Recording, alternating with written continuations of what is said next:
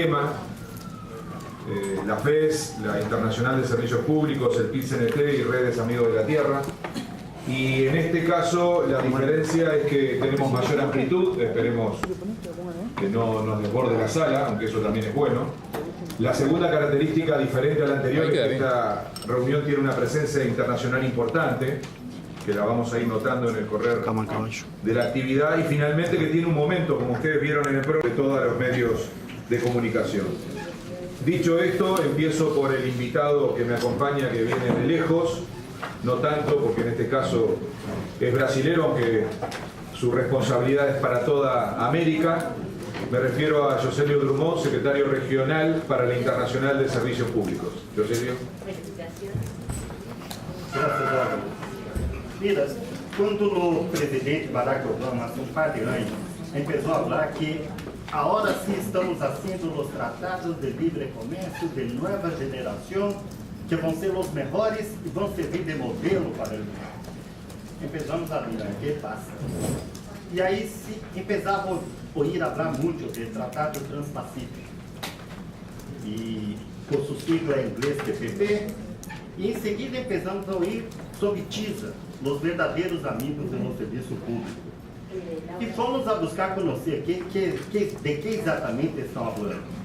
E qual não foi a surpresa quando um pouquinho aqui, um pouquinho aí, você vai coletando informações, você vai buscando saber algo, toda a discussão totalmente secreta, e se empieza a entender o que realmente estavam propondo. Algo como, por exemplo, a lista negativa, pela primeira vez, todos os serviços estão incluídos, não importa que tipo de serviço está incluído. E mais, com cláusula ao futuro, futuros serviços que vão existir também estão incluídos desde a hora, dentro deste Tratado de Livre Comércio, com a cláusula trinquete, com o status quo, com os temas que muitos aqui conhecem, a proibição de trato nacional, o acordo mais liberal como valendo para todos que firmam a TISA, ou seja, se um país hace outro acordo com outro país, já não pode mais ser mais liberal, porque isso vale automaticamente para todos. O secretismo de 5 anos, depois de firmado e vigente, depois de valer para um país há uns 5 anos de secretismo. São coisas que impressionam. E mais aún quando vimos que o Uruguai provavelmente fazia parte desse grupo de amigos dos serviços públicos, e empezamos a debater, mira, algo temos que fazer. Temos um projeto mundial com a Fundação Ebert. Estamos trabalhando simultaneamente em América, Ásia e Europa contra este tratado de livre comércio para serviços. Contra esse acordo que seguramente privatiza em larga escala, desregulamenta em larga escala, prejudica enormemente toda a população desses 3 continentes no mínimo. Pero, aunque um país não haga parte de TISA, que creemos? Seguramente, uma vez hechos, se logram hacerlo, não é tão fácil, pero se logra hacerlo, por isso estamos resistindo, vão para dentro da Organização Mundial do Comércio imponer como novo patamar para qualquer acordo de livre comércio em setor serviços, reemplazando o lugar. Não há nenhuma dúvida de como a estratégia pode funcionar. O que não se esperava é momentos tão importantes como este de Uruguai, em que 2 meses o tema se tornou tão público, se tornou tão visível, como ustedes lo hicieron nesses últimos pares de semanas. Isso é magnífico e há uma repercussão mundial extraordinária. Também no parecer jurídico do Ministério Público, de um fiscal, ha repercutido muito. Eu lo recebi por Europa, por diversos caminhos, porque é um parecer jurídico que me pareceu, para quem vive em um país como o Brasil, onde o Ministério Público e o Poder Judiciário solamente serve para fortalecer as forças mais conservadoras e mais reacionárias de meu país, me surpreendeu. Isso é um instrumento bastante útil que o Uruguai oferece também ao nível internacional, que me parece muito útil. Estamos bem em Colômbia, criamos um comitê de combate à TISA. Estamos bem em Panamá, criamos um comitê de combate à TISA. Trabalhamos junto com Owens, e por isso um orgulho estar aqui ao mesmo tempo com a Fundação Ebert e com Alberto, que por eles também integra lá Owens, com quem hacemos esse trabalho ao nível mundial. Estamos em Chile. Em Chile logramos ter algum nível de informação junto ao governo chileno. Em México, empezamos recentemente, fizemos uma manifestação pública com uma boa repercussão na prensa, com algum tipo de destaque em la luta contra TIS e TPP e magnificamente bem acá em Uruguai. Basta mirar esta sala para ver como esse tema se tornou verdadeiramente público, importante e nacional e seguramente continuaremos a combater a proposta de acordo, porque o acordo não será hecho graças a todo o trabalho que está sendo, não só no movimento sindical, mas muitas das ONGs aqui presentes, e haveremos de lograr impedir, não só o TIS é mais importante porque afeta diretamente serviços essenciais, mas também a TPP, também outros acordos tão negativos contra, como o TISA, seguramente serão barrados por essa nova mobilização mundial. Muitas graças por a presença.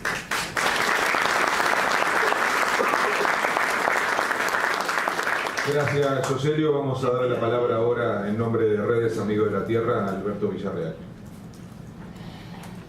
Gracias, Álvaro.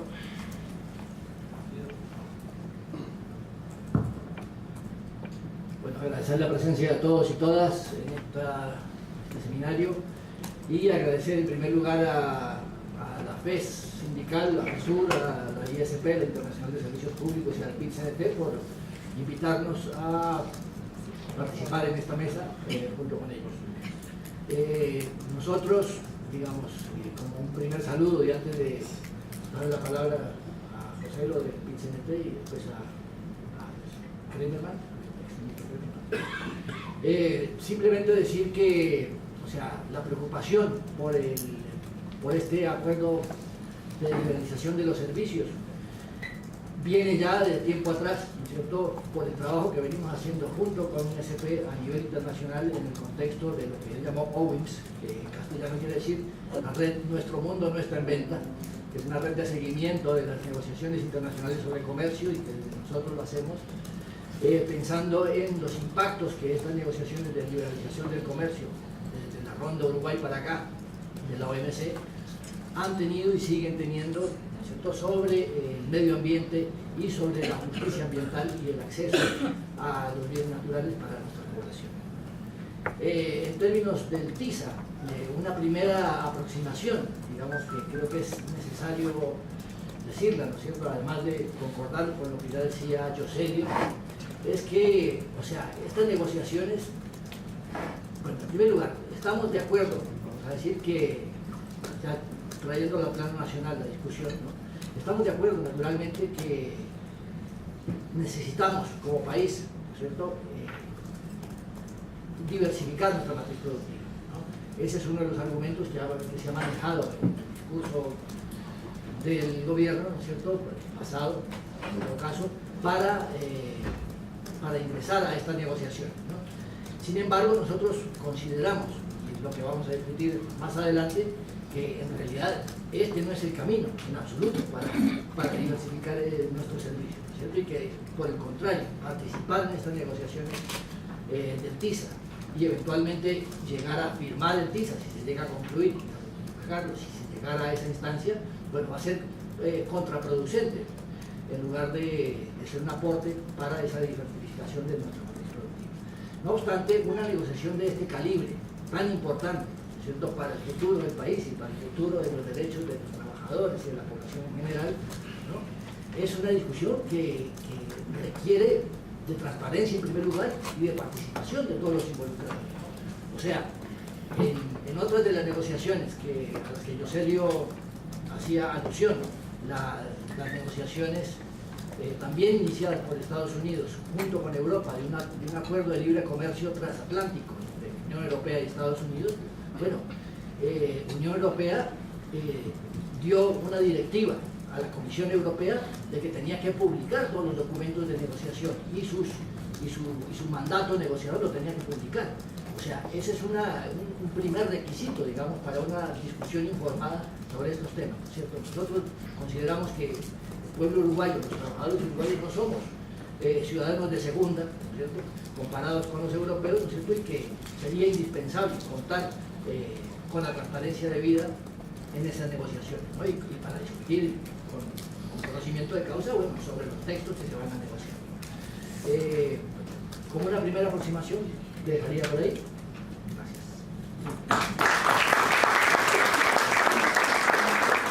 Gracias, Alberto. Vamos a cerrar la apertura con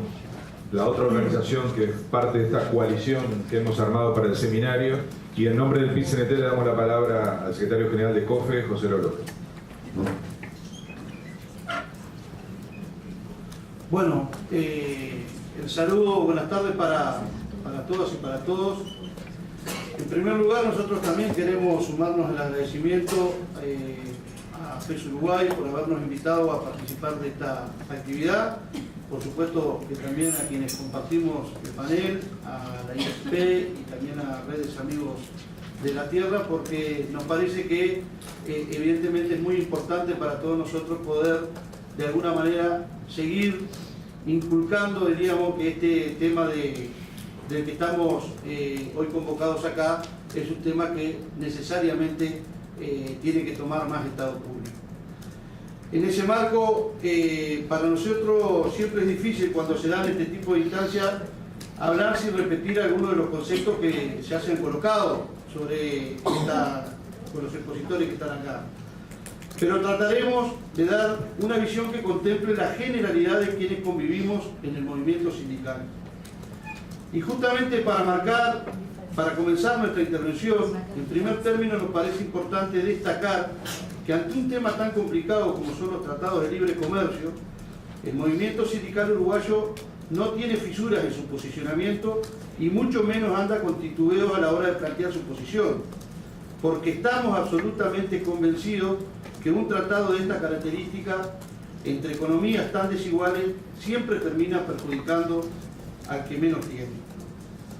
Pero cuando desde el movimiento sindical decimos que no a alguna de estas cuestiones, no lo decimos antojadizamente, lo decimos porque tenemos fundamentos para demostrar que este tipo de tratado no es el camino que debe trazarse nuestro país para su desarrollo. Y en este marco es que nos interesa plantear nuestra intervención, marcando algunas de las características que ha tenido ya desde el arranque este tratado, que lo torna más oscuro todavía. La primera característica en la cual nosotros nos queremos detener es el secretismo con el cual se ha tratado este tema. Porque si bien esto es un tema de forma y no de contenido, está muy claro que por la manera de cómo se comenzó a plantear esta negociación, se generan muchas interrogantes. Sobre todo porque en nuestro país el secretismo llegó a extremos inadmisibles. Acá se trató de ocultar que se había solicitado la integración al TISA en el 2013 y posteriormente también se ocultó su ingreso en febrero del 2015. Y esto no es un tema nada menor, dado que para los demás países, miembros del TISA, y algunas cosas de estas las decía Joselio, cuando hay un secreto normalmente rigen para los términos que se negocian, pero no para ocultar su relación con el TISA.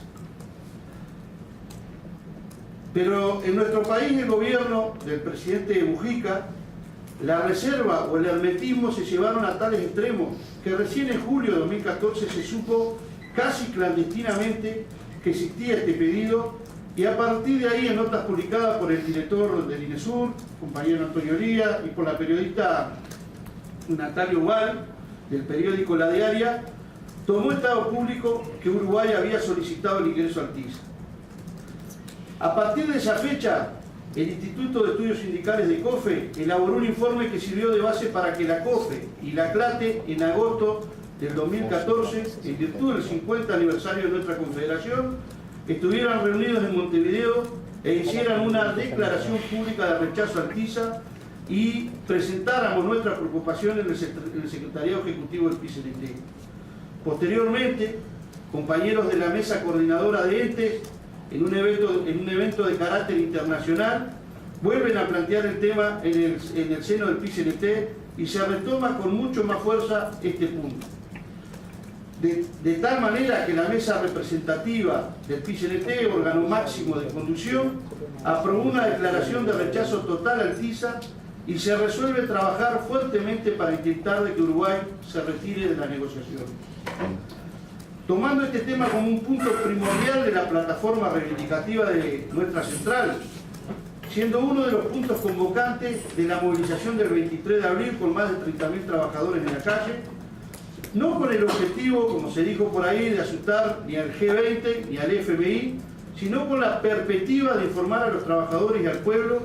y también se vuelve a colocar con mucha fuerza y a expresar muy claramente en el acto de la central el Día de los Trabajadores el pasado 1 de mayo. Debe destacarse que en este interín nuestro PCNT también generó reuniones al más alto nivel, con el presidente de la República, doctor Tabaré Vázquez, como así también con el canciller Nino Noboa,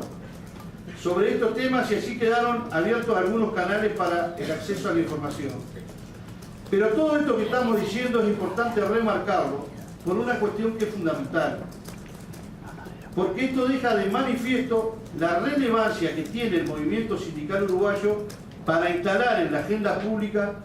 temas tan importantes como este, que a todas luces se querían mantener fuera del debate público, y esa relevancia que nosotros saludamos, también reiteramos nuestro más profundo rechazo a este tratado. En segundo lugar, yendo directamente al contenido, quienes venimos siguiendo este tema, estamos viendo cómo desde el gobierno se quiere instalar en la opinión pública el concepto de que es mejor estar adentro que afuera, para saber qué es lo que se discute y qué es lo que se negocia. Fundamento para nosotros absolutamente irrelevante para participar en negociaciones de este calibre. Tanto el ex canciller Almagro como el actual canciller Nino Noboa sostienen que Uruguay debe participar de estas conversaciones para conocer y poder negociar de mejor manera, lo cual, desde nuestro punto de vista, es insostenible considerando el tamaño de nuestra economía y el peso político que tiene nuestro país, porque si verdaderamente se entendiera necesario avanzar en alguna negociación de esta característica, se debería haber convocado a nuestros aliados del Mercosur para actuar conjuntamente y tener así más capacidad de decidir efectivamente. Cosa nada menor, porque si se hubiera hecho en el marco del Mercosur, se acercaba mucho más a lo que expresa el propio programa de gobierno. Desde nuestra perspectiva, está claro que lo que interesa a los países que componen el TISA no es nuestro mercado, sino justamente lo que interesa es abrir una brecha en el Mercosur que pueda generar otro tipo de intereses, tanto políticos como comerciales. En el mismo sentido, debemos expresar que los objetivos y normas del TISA son absolutamente contrarios al objetivo que hemos venido levantando históricamente desde el PCNT. Nuestro movimiento sindical se ha definido en contra y ha enfrentado al neoliberalismo y al imperialismo, a la vez que ha apoyado los esfuerzos que realizan los países progresistas que buscan caminos alternativos de desarrollo económico para lograr el desarrollo productivo, la justicia social y la profundización democrática. Nada de lo que está en el TISA avanza en esa dirección. Más bien todo lo contrario, sobre todo porque los riesgos de este tipo de acuerdos son enormes, en particular para las empresas públicas. Las empresas nacionales de servicios que producen para el mercado interno, si se concretara un acuerdo como este, van a tener que competir con empresas con enormes economías de escala y posiciones dominantes a nivel mundial. Y esto afectará principalmente a las empresas públicas que tienen monopolios y compiten en marcos regulatorios que las protegen. Por lo que hablar de privatizaciones no solo no es descabellado, como bien lo expresaba Joselio, y como se ha dicho por ahí, sino que es un riesgo latente con el agravante de que después que se concreta alguna privatización no se puede volver atrás. Para colocar solo un ejemplo de cómo los promotores del TISA buscan ampliar los espacios de acumulación para el capital transnacional, desplazando a las empresas del sector público. En este sentido, uno de los objetivos fundamentales son las telecomunicaciones, donde podemos identificar tres áreas principales donde se encuentran Antel. Uno, la telefonía fija, cuyo monopolio legal se ve desbordado por los avances tecnológicos. Dos, la telefonía móvil, un mercado en competencia con dos empresas transnacionales que exigen múltiples inversiones para mantener la paridad tecnológica. Y tres, la transmisión de datos y contenido, que es el sector más dinámico de las telecomunicaciones, que está en competencia en servicios inalámbricos, pero Antel mantiene un monopolio en base a las autorizaciones y licencias expedidas por el Poder Ejecutivo en la transmisión de datos por cable y fibra óptica, y para la cual nuestra empresa estatal ha realizado una gran inversión. Por lo que abrir a las empresas multinacionales nuevos sectores de la industria de las telecomunicaciones implica destruir fuentes genuinas de empleo, anular la posibilidad de creación de contenidos nacionales, reducir las oportunidades de desarrollo tecnológico, y así podríamos seguir enumerando algunas otras cuestiones netamente desfavorables para los intereses nacionales. En definitiva, compromete la autonomía del Uruguay en un sector esencial y estratégico para su soberanía. El TISA además se muestra como un acuerdo en el que participan una pluralidad de estados, aunque la gran mayoría de ellos son países de neto corte neoliberal.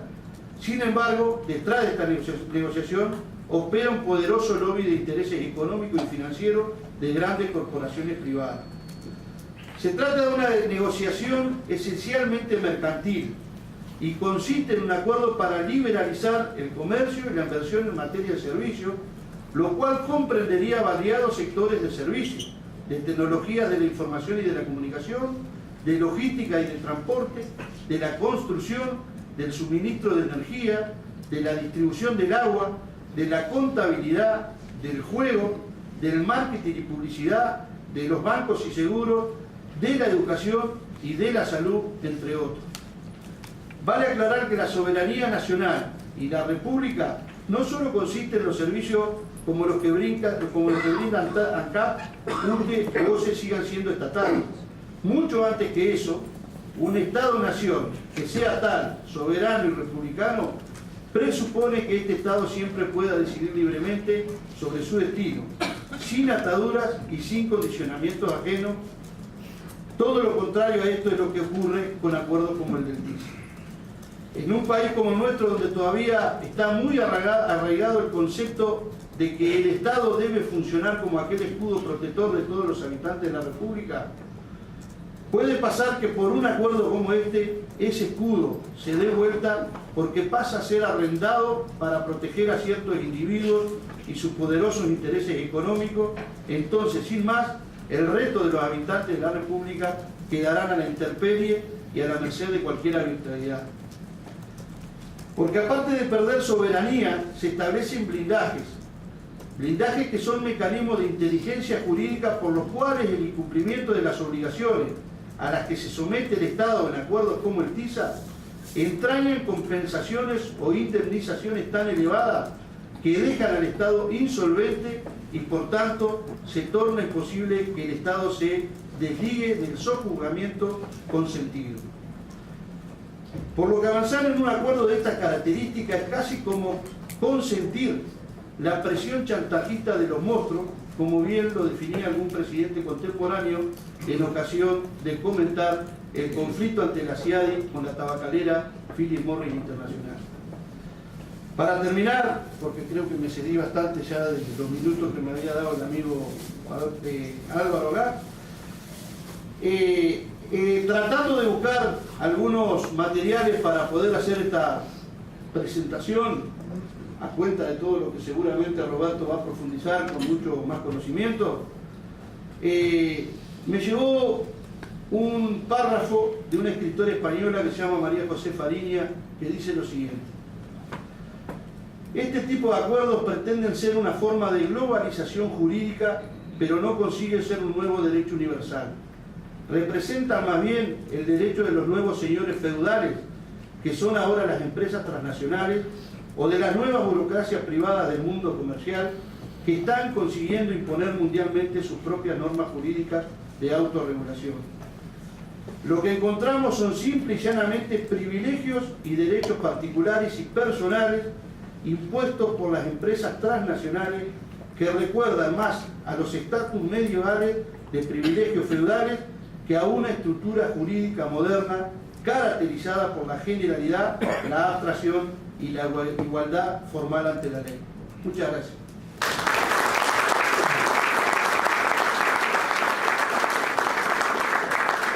Bueno, gracias, Joselo. Vamos a pasar al panel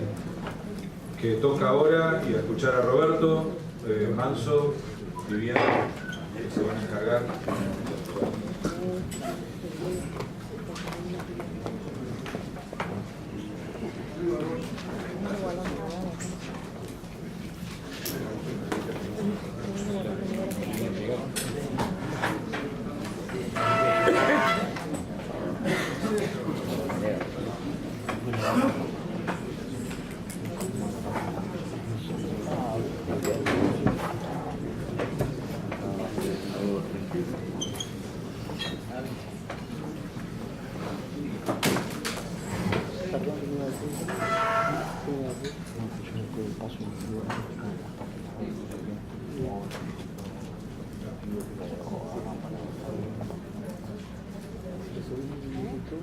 Bueno, buenas tardes a todos y a todas. Algunos los pude saludar personalmente, a otros no. En realidad, nuestro rol aquí es ni más ni menos que el placer de, para quienes no lo conocen, no deben.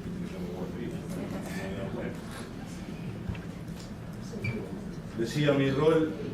más que nada es el placer de poderles presentar a Roberto Kreiperman, además de un compañero, un amigo de la vida, un amigo de la lucha. Fue ministro de Industrias de nuestro país, para quienes nos visitan durante las gestiones anteriores de gobierno en el Uruguay. Tuvimos en lo personal la oportunidad, en base a esa política definida por los gobiernos del Frente Amplio, de que cuando sale una misión oficial del país de visita a otros países, se integran, además de empresarios, han integrado esas delegaciones dirigentes sindicales. Tuve la oportunidad de ir en algunas misiones oficiales con Roberto como ministro, y a los dos nos consta que Uruguay, en definitiva, en cualquiera de esos lugares, algunos más grandes, otros más chicos, pero por ejemplo en la India, ni que hablar, se presentaba como un país plataforma de una región y de forma indisoluble. Era impensado que gente de la India se dedicara una tarde a hablar con unos uruguayos que había que explicarles, ni siquiera tenían mucha idea para qué lado quedaba, si no era porque estábamos pegados a Brasil, a Argentina, a Venezuela y a América del Sur en su conjunto. Entonces, en definitiva, hoy cuando algunos ya comentan como favorable esto de que Brasil anuncia flexibilizaciones a las normas del Mercosur, yo creo que en este tema tenemos que incluirlo como estos anuncios como un factor de riesgo asociado, como que los hipertensos no es que somos gordos y por eso como consecuencia somos hipertensos, no, la gordura es un factor de riesgo asociado, esto es lo mismo, ¿no? Nos agregan un factor de riesgo asociado que no es para festejar, en todo caso es para preocupar, porque si Brasil se porta por sí solo a negociar por ahí cualquier tratado con la Unión Europea o con cualquier otro actor de importancia a nivel mundial, Uruguay va a estar en problemas. Evidentemente estamos en problemas de cómo se analizan las cosas en el Uruguay en estos días y bienvenidos son estas situaciones y estas discusiones. La idea es que Roberto, con toda esa experiencia de gestión, que además fue un ministro de Industria que tuvo la capacidad de vincularse y de articular muchísimo con el movimiento sindical, incluso en momentos difíciles para algunos sectores de la actividad nacional, como cuando había que convocar a los consejos sectoriales para ver cómo hacíamos para administrar seguros de paro por horas de formación y demás, porque la crisis del 2008 en algunos sectores de la actividad del país habían pegado fuerte. Lo convierte no solo en una opinión importante para nosotros, sino además en una opinión que seguramente nos va a resultar cercana y muy vinculada a nuestra forma de razonar y de analizar la situación. Esta es la idea, que Roberto sea de alguna manera el disparador de un debate que inmediatamente que él termine, los micrófonos estarán abiertos y el debate va a ser de todos con todos y entre todos y todas. Adelante, Roberto, un gustazo, ¿no?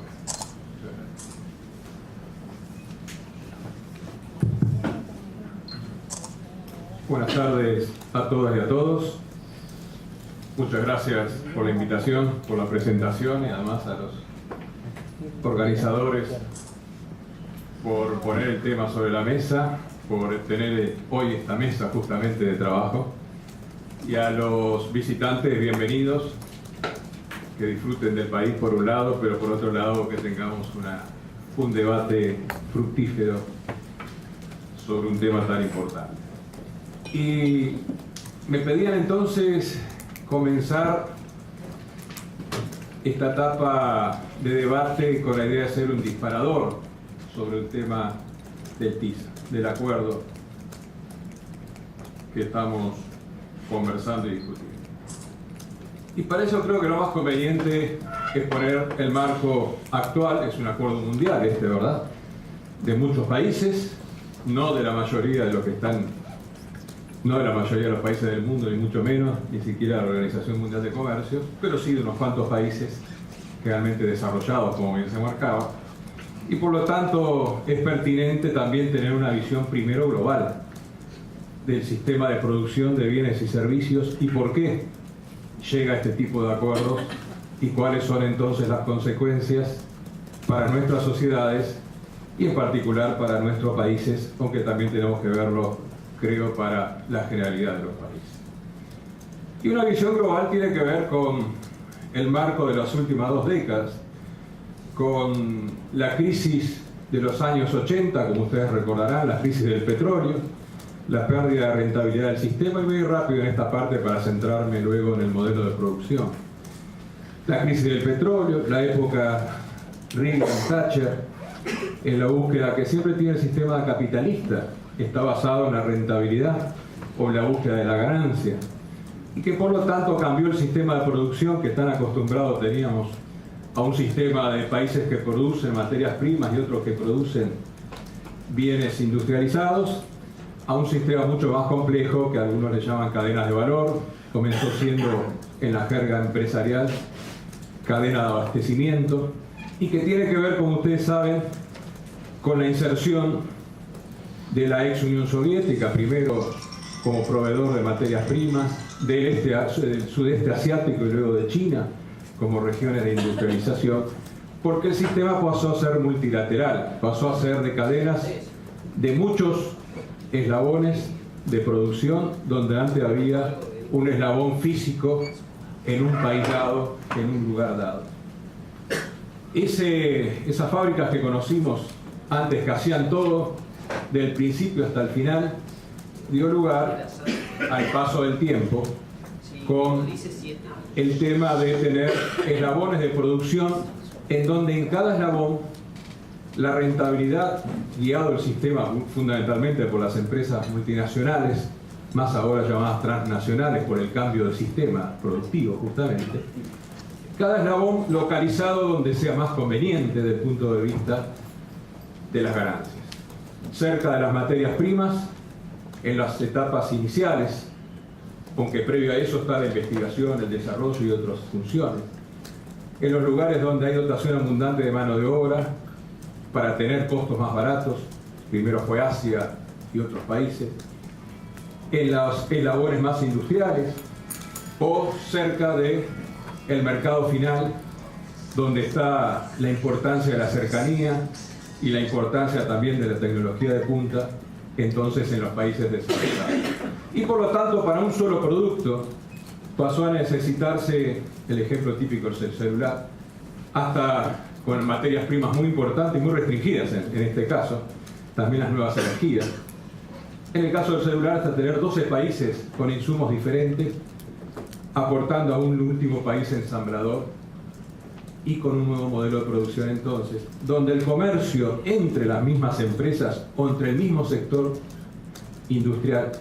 es el 70% del comercio mundial y el 30% es el extrasectorial, el de materias primas o productos terminados. Y ese nuevo modelo de producción, resultado que fue de las crisis del petróleo y la teoría neoliberal, que tuvo que romper básicamente los esquemas nacionales, porque contradice los esquemas nacionales claramente, porque se necesita libre comercio, flujos financieros, se necesita acuerdos de todo este tipo, tiene un componente muy fuerte en la parte de servicios. Crea una serie de nuevos servicios y potencia enormemente servicios que venían creciendo porque el capitalismo cada vez más, en la función de que los excedentes que produce de los trabajadores, permite el usufructo de otros servicios en diversos sectores. Y en definitiva, entonces, el sector servicio, podemos decir que el servicio productivo empieza a ser importante en los sectores logísticos, porque claro, hay muchísimo más trasiego de insumos intermedios, como decía, de los distintos eslabones de la cadena, los servicios de diseño, los servicios de ingeniería, los servicios de marketing, los servicios, en definitiva, asociados a lo que antes era solo una unidad de producción, a todo lo que se le dio apertura. Y fíjense que muchos de los servicios tienen diferentes valores generados. Los de investigación y desarrollo hoy son fundamentales, y los servicios finales de la cadena de valor, porque sigue siendo importante de que aquel que domina esa cadena de valor sigue siendo el que tiene los mercados finales en el mundo. Entonces, los servicios que venían creciendo fuertemente en cuanto a servicios personales, en cuanto a servicios, porque las sociedades son más ricas, aunque también muy desiguales a lo largo de las décadas de capitalismo, ese factor que ha sido medido, por ejemplo, en Estados Unidos se triplicó la relación generación de servicios con generación de productos en los últimos 70 años, se le agrega ahora de que los propios productos tienen una componente que es difícil separar sectores primarios, secundarios y terciarios, y tenemos una mezcla de bienes y servicios muy importante. La política llevada adelante, que necesitaba entonces disminuir las barreras nacionales, y por eso toda la generación de políticas neoliberales, tiene como elemento muy importante dos o tres consecuencias. En primer lugar, la intensificación en cada sitio que se produce del eslabón que se produce. Esa fragmentación lleva a una acumulación. Si el eslabón es producir, vamos al ejemplo más sencillo, aunque no es el primero fue otras industrias, se da para agroindustria, se da para otros bienes, el automotriz, donde el ensamblador final, lo que se llama el OEM en inglés, tiene un proveedor de sistemas de frenos, asientos y todo lo demás. Este a su vez tiene un proveedor, y ese es el nivel 1, el otro tiene un proveedor nivel 2, que es básicamente suministrarle la tela, los resortes para hacer el asiento del nivel 1, y el nivel 1 el sistema lo mete ya para ensamblar dentro del final. No sé si queda claro, lo que antes era un solo auto, y voy para atrás todavía, y vamos a la materia prima, al cuero, al textil, digamos, hasta formar cadenas enormes. Servicios de diseño, servicios de ingeniería, servicios de logística y tantos otros servicios. Entonces esto lleva a que, en primer lugar, intensificación muy fuerte de la explotación de los recursos naturales en algunos países, abundantes recursos naturales, de la mano de obra en los países abundantes de mano de obra, y así sucesivamente. En segundo lugar, explosión del sector servicios asociados a lo que mencionaban los sectores productivos de toda la logística e ingeniería, pero también asociados al diseño o al Internet en sus etapas finales, en cuanto al marketing, en cuanto a las bases de datos, a la explosión entonces de una economía cada vez más globalizada, porque en definitiva esto es parte de un proceso de globalización no inevitable, como sabemos, en sus dimensiones políticas, pero con este cambio de sistema. Y además, en ese esquema, se crea una fuerte tensión, obviamente, entre lo que son las necesidades de las empresas transnacionales y lo que son las necesidades de los países, de los estados nacionales, más funcionales al esquema anterior capitalista de empresa multinacional que produce en un país y tiene en ese mercado y que tendrá 20 filiales, pero básicamente está situada en ese país, al esquema actual, donde lo que produce en el país es un pedacito de la cadena y no necesariamente lo tenga que vender en el país, sino en general. En definitiva, el modelo global de producción ha implicado una disminución muy fuerte a partir de los años 90. Se le dio a llamar teoría neoliberal, pero en verdad es una fase del sistema. Básicamente una disminución también de la fuerza de los sectores de los trabajadores, porque en definitiva el modelo tiene cierta fijación para algún tipo de sector productivo, el relacionado a la materia prima está cerca de la materia prima, obviamente, pero en otros tantos es mucho más móviles a través de la inversión extranjera, y por allí entonces la capacidad de negociación de los países y dentro de ellos de los sectores populares es un poco más difícil.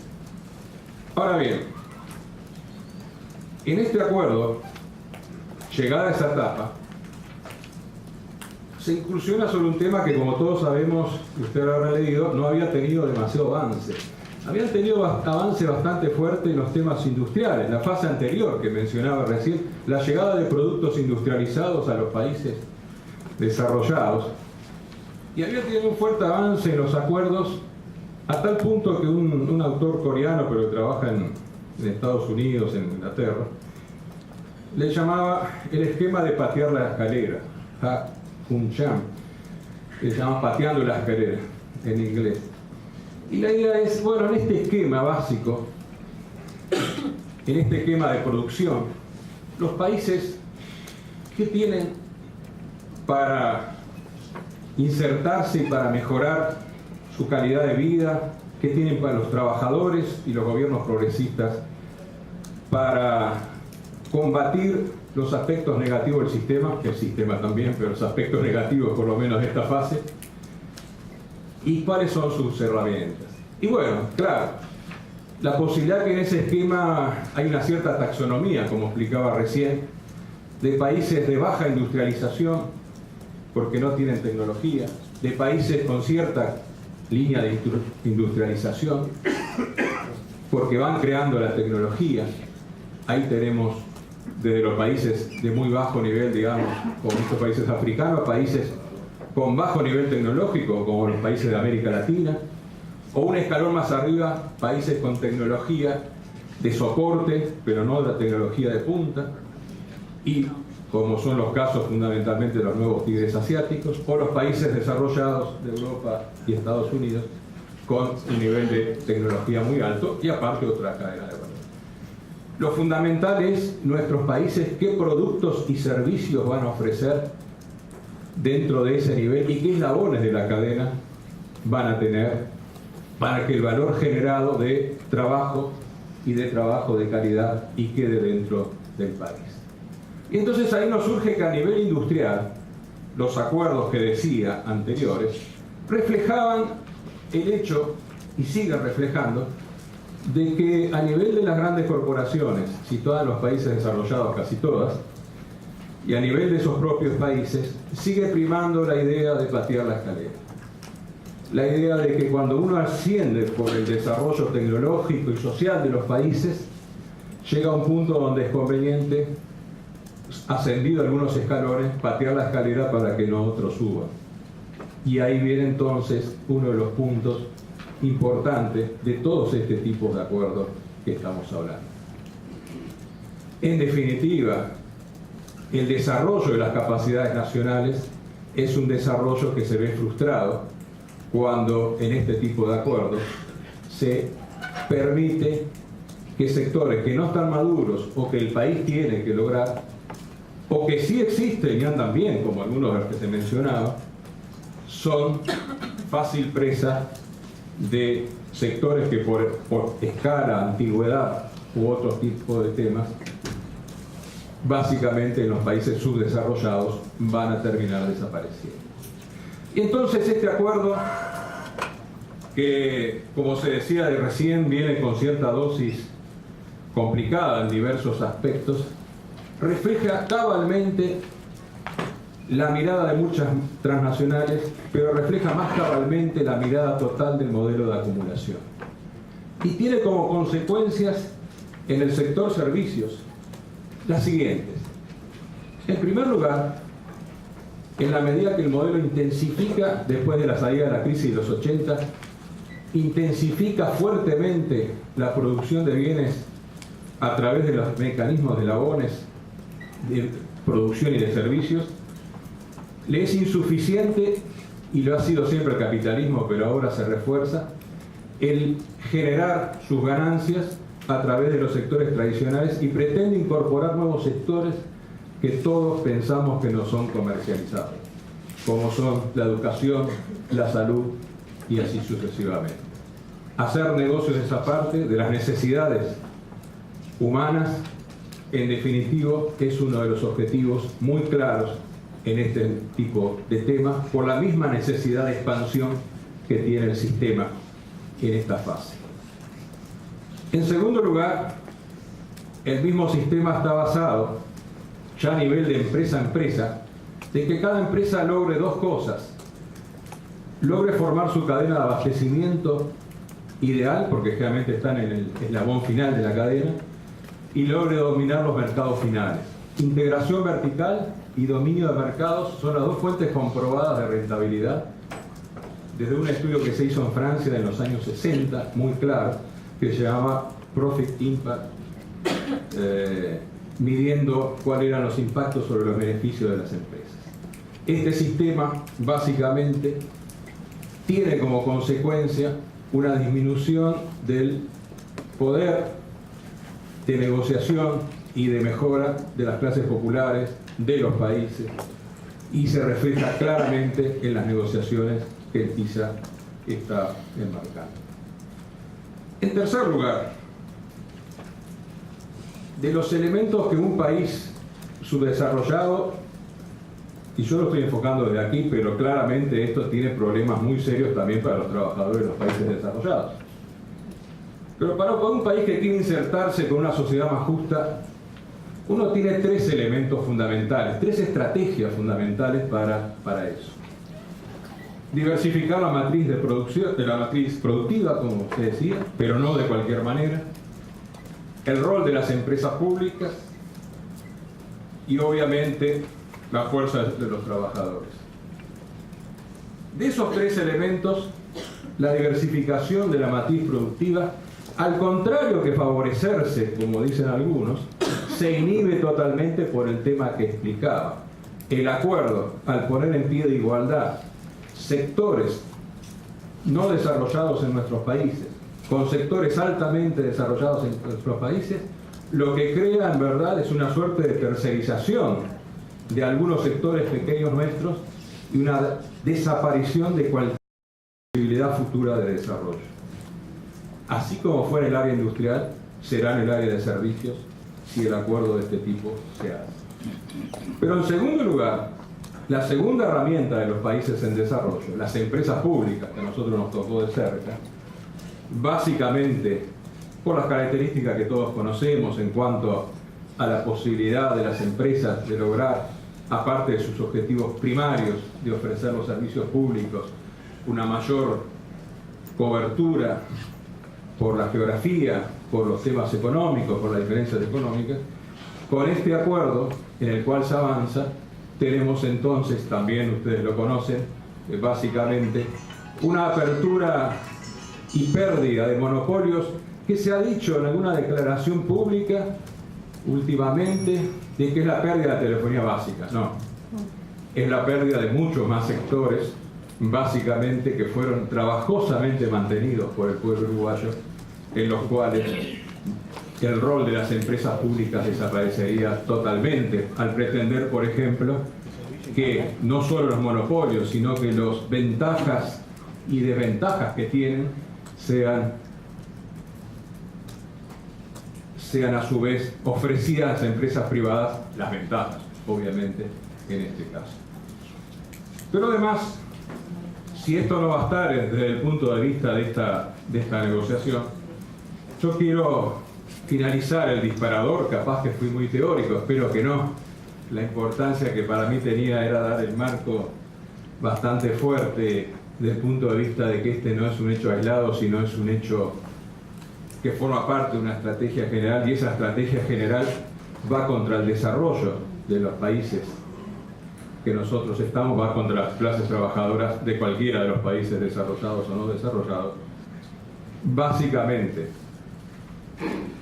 aparte de contener las cláusulas de trinquete, de salvaguardia, aparte de atacar sectores que no deben ser comercializables, aparte de atacar defensas que los países tienen y bienvenidas desde el punto de vista de las empresas públicas, en la parte que compiten y en la parte que tienen monopolio, aparte de tener cláusulas que permiten que si hoy hay un gobierno de determinado signo y no se adhiera al tratado en el futuro, pueda cambiarse y eso se adhiera, porque el mecanismo está hecho bastante de adherencia en ese sentido para llegar, tiene todo un problema con la OMC y por eso es este mecanismo que se está tratando. Aparte de eso, fundamentalmente, y si yo no miro qué tenemos para perder y para ganar y me pongo de pragmático, que está bien, en definitiva la experiencia muestra, lo que se pretenda muestra, es que tenemos para perder mucho y ganar muy poco para el futuro desarrollo de nuestro país. Por lo tanto, analizando cualquiera de los puntos específicos y poniéndose en discusiones si hay que tener listas negativas o listas positivas, si aquel sector debe estar excluido o este sector debe estar mantenido, toda esa negociación es a posteriori de saber que entrar es entrar no en un riesgo, es en una certeza total, porque lo vivimos ya con el desarrollo de nuestros países como colonias, con el desarrollo de nuestros países como países dependientes y ahora con el desarrollo de nuestros países en el sector servicios. Muchas gracias.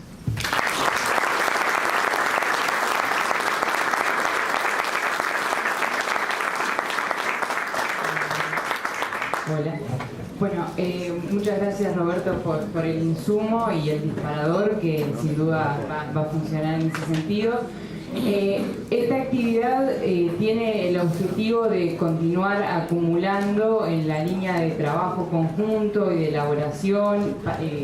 con sentido de acción que tanto Yoselio, en clave más internacional regional, como José, Alberto y Álvaro mencionaban en la mesa de apertura. Entonces, el momento ahora es para intercambiar entre todos los que estamos aquí presentes, tanto compañeros y compañeras de nuestro país como los compañeros y compañeras que nos visitan de otros países. Nosotros tenemos hasta las 5 de la tarde para generar ese espacio de intercambio. Y bueno, Roberto tocó quizás en su intervención todos los ejes posibles, o la mayoría de los ejes posibles de abordaje de esta problemática. Tenemos escenarios desde lo global, regional, que se vinculan con ese proceso, con esa mutación del proceso de acumulación que tiene a las empresas transnacionales como poderes centrales en el impulso de este nuevo tipo de negociaciones, el desafío para la cada vez menor gobernanza que tenemos desde nuestros estados ante estos procesos de negociación que se dan al margen del multilateralismo y de todos los otros espacios conocidos, las dificultades para los regionalismos, los procesos de integración regional en la construcción de alternativas contrahegemónicas, los desafíos para la trayectoria nacional de desarrollo de nuestro país, el rol de las empresas públicas, las políticas públicas, el rol de nosotros como actores sociales y sindicales, entre muchos de los ejes que tendremos para discutir. Sin más, abrimos la lista, lo disculpamos a Roberto que se tiene que retirar agradeciéndole nuevamente. La idea es abrir la lista de oradores y oradoras con el tiempo en mente para todos, somos muchos y con la idea de hacer intervenciones concretas que permitan que todos y todas podamos hablar. Se abre la lista.